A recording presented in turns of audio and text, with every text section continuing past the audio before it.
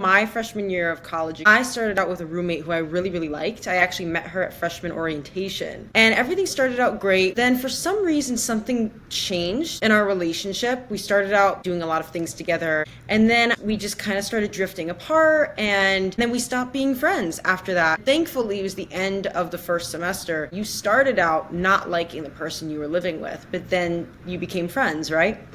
That was my first year at Harvard. No, my first year at college actually echoes somewhat what you had. The fellow I roomed with was a physicist, and he was very serious. He used to measure the distance between his toothpaste and his toothbrush.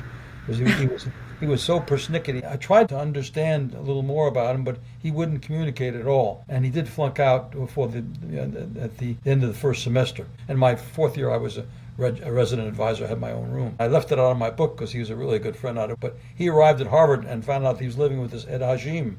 And he ran over to the admissions office and said, I made it very clear, in my acceptance letter that I didn't want to live with a foreign student. They said, no, Mr. Hajim is a naval officer and is from San Francisco. And so we got there, and the first morning walking over to the dining room for breakfast, I was chattering away because I was pretty nervous. And he said, I don't talk in the morning.